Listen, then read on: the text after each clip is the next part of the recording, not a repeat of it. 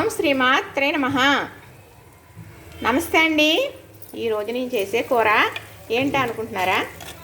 బొబ్బరకాయలతో కూర వండుతానండి. బొబ్బరకాయలు ఎప్పుడు వస్తూ ఉంటాయి మార్కెట్లో, మా వారైతే తీసుకొస్తూ ఉంటారు. ఇవేనండి బొబ్బరకాయలు. బొబ్బర్లో అది అలసందలో, శనగలో, పెసలో అది అలాగే ఈ కాయలు కూడా. కానీ కాయలు కూర వండుకుంటే మనకి బీన్స్ కాయలు వండుకుంటాం కదా, అలానే ఉంటుంది. చక్కగా తెచ్చిన తర్వాత చిన్నగా ముక్కలు, చిన్న చిన్న ముక్కలండి, ఒక అంగుళం ముక్కల కింద గిల్లేసుకుని కట్ చేసేసుకుని చక్కగా కడిగేసి కొద్దిగా ఒక స్పూన్ నూనె వేసి ఇలా మగ్గించేసాను. చక్కగా చూసారు కదా. ఇప్పుడు కూర వండేది ఒక 3 ఉల్లిపాయలు, ఒక 3 పచ్చిమిర్చి మరి కట్ చేసేసి వేసి తగినంత నూనె వేసి ఇలా మగ్గ పెడుతున్నాను. ఇప్పుడు కూర చేసే విధానం మీకు నేను చూపిస్తాను. ఇప్పుడు ఈ ఉల్లిపాయ పచ్చిమిర్చి మన గ్రేవీకి ఎలాగైతే కావాలో, ఎంతవరకు వేగాలో, ఇగురు కూర కదండి మరి, ఇది కమ్మగా చాలా బాగుంటుంది. కొంచెం మసాలా పెట్టి వండుతాను. మసాలా చేయడం కూడా మీకు నేను చూపిస్తాను. మరి ఇలా మగ్గినాయి కాబట్టి ఇవి కూడా చాలా వరకు మగ్గించేసాను. ఇప్పుడు ఇవి వేసేస్తున్నానండి బొబ్బరకాయలు. మా వారికి కూర అంటే చాలా ఇష్టం అనమాట, చాలా ఇష్టం. ఇవి మళ్ళీ ఇలా ఈ రెండు కలిపి ఇలా మగ్గుతాయి. బొబ్బరకాయలు మగ్గేటప్పుడు కొంచెం ఉప్పు అయితే వేసాను, ఎందుకంటే ఈ కాయలకు ఉప్పు పడుతుంది, మరి బాగా మగ్గుతాయి అని చెప్పి. ఇప్పుడు ఇది ఇలా మగ్గుతూ ఉంది కదా, ఇంతేనండి. పచ్చిమిర్చి ఉల్లిపాయ వేగిన తర్వాత బొబ్బరకాయలు మాత్రం మగ్గించుకున్నా వేసాం కదా, ఇది ఇలా మగ్గుతూ ఉంటుంది. ఇలాగా మరి నేను మసాలా చేసుకునే విధానం చూపిస్తాను. మరి మసాలా, కూరలోకి మసాలా కావాలండి. నేను చేసి ఉంచుకున్న మసాలా అయితే నిండుకుంది, అయితే అయిపోయింది అనకూడదని అలా అంటున్నాను అన్నమాట. చక్కగా మరి తాజా అల్లం చక్కగా కడిగేసానండి, ఇలాగ ముక్కలుగా కట్ చేశాను.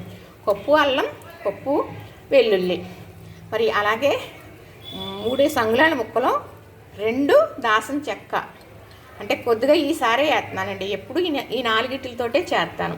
అలానే 1 కప్పు చిన్న కప్పు జీలకర్ర, అలాగే 1 పెద్ద కప్పు ధనియాలు. ఇవి ఇటుకలు అవుతుంది అనమాట. ఈ 2 ఒకటి అవుతుంది, ఎందుకంటే ధనియాలు గుల్ల కదా, అందుకు. ఇప్పుడు ఈ 5 కూడా చక్కగా మిక్సీ పడతాను. ఎలాగంటే పూర్వం సందుకాల మీద నూరుకుని ఇలా ఉడికే కూరలో ఇంత ముద్ద వేసుకునేవారు. అలాగా నేను మీకు మసాలా పట్టి నేను చాలా మాటలు పెట్టడం జరిగింది. కానీ అస్తమానం ఇదే పనా అని అనుకున్నా కానీ నేను చేసినప్పుడల్లా మీకు పెడుతూనే ఉంటాను. అలా పెడితే ఎవరో ఒకరు చేసుకుని బాగుంది, ఇలాగా ఈ కూర వేసుకుంటే మంచి స్మెల్, మంచి రుచి కదా అని చేసుకుంటారని. పూర్వం అయితే అలానేనండి, ఈ 4 నూరేసుకుని ఉడికే కూరలో, అది నీసుకూర అయినా మామూలుగా కాయగూర అయినా ఇంత ముద్ద నూరితే ఇంత ముద్ద వచ్చేద్దండి. కానీ అది వేసేస్తే కమ్మగా ఉంటుంది తప్ప ఘాట్ అయ్యి ఏమీ ఉండదు, ఎందుకంటే ఘాట్ అయిన ఏమీ వేయట్లేదు కదా మనం, అందుకు. అంటే 4-5 మనుషులు కూర వండారనుకోండి, అంత ముద్ద వేసి ఇవ్వరు. ఆ కూర గుమ్మ అంట వాసన, మరి నూరి చేతితో తీస్తాం కదా, ఈ చెయ్యి కూడా ఎంత మంచి స్మెల్ వస్తుందో తెలుసా. మరి అలాగే మసాలా ముద్ద ఉండాలి. చేసిన మసాలా ముద్ద నెల్లాళ్ళ వరకు కూడా నెలంటే ఎన్ని రోజులన్నా ఉంటుంది. అలా ఎందుకండి, అయిపోయాక మళ్ళీ చేసుకుందాం. 10 రోజులకి చేసుకోవచ్చు, 20 రోజులకి చేసుకోవచ్చు. ఉన్నదనుకోండి ఎగస్ట్రా మనకు వచ్చి లేదు, అప్పుడప్పుడు మసాలా వేసే కూరలు తక్కువ ఉండేమో అనుకుందాం. అలాంటప్పుడు ఉన్నదానికి ఏమీ కాదు, అప్పుడు నెల్లాళ్ళైనా వాడుకోవచ్చు. 10 రోజులకి 15 రోజులకి అయిపోయిన తర్వాత ఇలా మిక్సీ పట్టుకుంటే ఉడికే కూరలోకి అంత ముద్ద వేసుకుంటే మనకి ఆరోగ్యం చక్కగా మంచి రుచిగా 2 ముద్దలు తింటామన్నమాట. చక్కగా ఈ మసాలా అనేది మిక్సీ పట్టి చూపిస్తాను. ఇప్పుడు మరి ఇందులో ఇంకేమీ వేయలేదు కదా, మరి ఈ బొబ్బరకాయలు చిన్నగా కట్ చేసి ఉడికించాను కదా, వేయించాను కదా, అప్పుడు ఉప్పు వేసానండి కొంచెం, ఎందుకంటే ఈ కాయలకి కొంచెం ఉప్పు పడుతుందని, అందుకు ఉప్పు తక్కువ వేస్తున్నాను. ఉప్పు, కారం, పసుపు. మసాలా రెడీ అవుతుంది కాబట్టి మసాలా వేసే టైంలో మసాలా వేసి చూపిస్తాను. చక్కగా ఈ చిట్టి మట్టి దాకలో వండుతుంటే చాలా బాగుంటుందండి, చాలా బాగుంటుంది. మరి మట్టి దాకలో కదా, ఇలా పట్టుకుంటే కాలదంటే కాలదండి, కానీ కుక్ అయిపోద్ది అనమాట. మట్టి దాకి ఉండే మహత్యం అది. మరి ఇప్పుడైతే కొంచెం నీళ్ళు వేస్తున్నానండి, నిన్న వేను కొద్దిగా.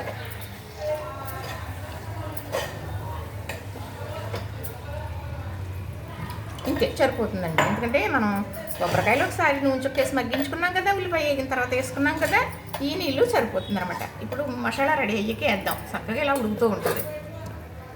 ఫస్ట్ దాసిన చెక్క వేస్తానండి, ధనియాలు, జీలకర్ర, అవి బాగా మిక్సీ పట్టిన తర్వాత అప్పుడు వెల్లుల్లి, అల్లం వేసుకుందాం.